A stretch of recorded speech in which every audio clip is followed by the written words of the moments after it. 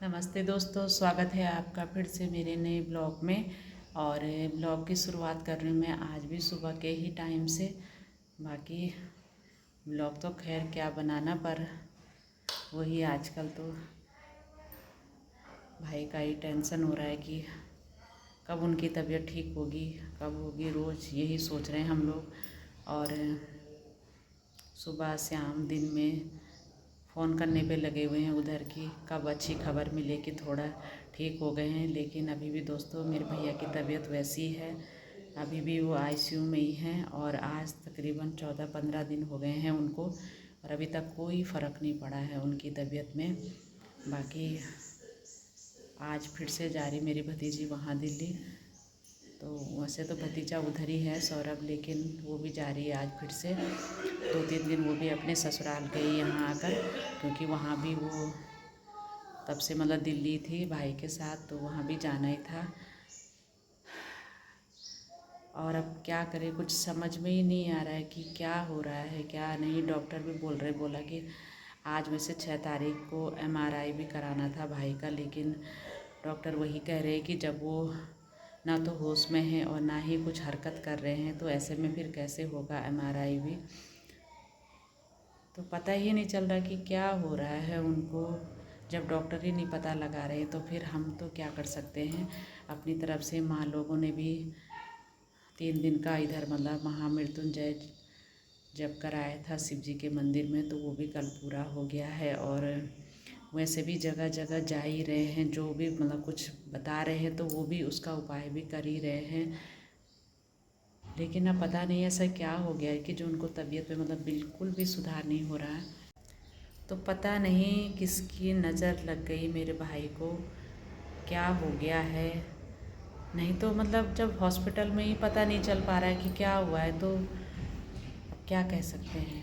तो जो भी है वो, जिसने भी ये मतलब अब यही हो रहा है कि सब यही कह रहे हैं कि जब वहाँ से कुछ फ़र्क नहीं पड़ रहा है तो घर का ही है, तो किसी ने तो जिसने भी ये सब किया है या जिसकी भी नज़र लगी है, मैं तो यही कहती हूँ कि भगवान उसको भी ऐसा ही करे, उसके साथ भी ऐसा ही हो।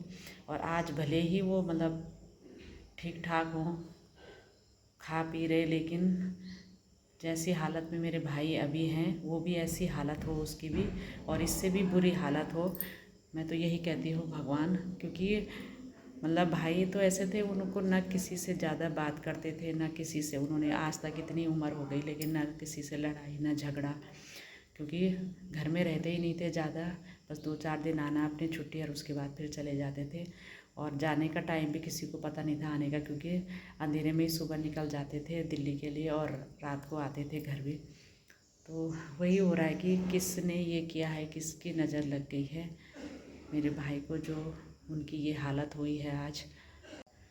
चलो मतलब जो घर में है माँ भाभी तो हो ही जाता है घर में, तो किसी के साथ मतलब वैसे तो क्या होना, पर कहीं भी मतलब उन्हीं का नहीं, सभी जगह हम लोग भी हैं तो हो ही जाता है कभी किसी के साथ थोड़ा ऐसी बातचीत, मतलब लड़ाई झगड़ा, ये तो खैर चलता ही रहता है ज़िंदगी में। लेकिन उन्होंने तो कभी भी किसी के लिए कुछ नहीं बोला, मतलब आज तक मुँह मतलब खोलते ही नहीं थे, क्योंकि आते थे घर में तो मतलब बस घर में ही रहते थे 2-4 दिन, कहीं जाने का ना तो मौका मिलता था, ना बस अपने ही काम से जाते होंगे, बाकी सीधा घर में। तो ये हो रहा है कि हो क्या गया है आखिर, कुछ समझ में ही नहीं आ रहा है कि अचानक से, मतलब ऐसा नहीं है कि जो बीमार रहते तो हम भी कहते कि चलो यार बीमार थे, अचानक से तबीयत ख़राब हुई और अब डॉक्टर ही नहीं बता पा रहे हैं कि क्या हुआ है। तो तब हो रहा है कि मतलब किसने, तो मैं तो कहती हूँ अपने सच्चे दिल से मैं यही कह रही हूँ कि जिसने भी जो भी है वो घर का बाहर का कुछ भी है, भगवान उसको मतलब इससे भी ज़्यादा हालत हो उसकी, और वो भी मतलब ऐसी उसके घर वाले भी ऐसे रोए जैसे मेरे भाई हैं आज हॉस्पिटल में। और अगर मैं मतलब अपने सच्चे दिल से ये बोल रही हूँ कि उनको भी कभी शांति ना मिले, भगवान हे भोले बाबा, हे माता रानी, वो भी हमेशा ऐसे ही दुखी में रहें, और इससे ज़्यादा क्या कह सकते हैं।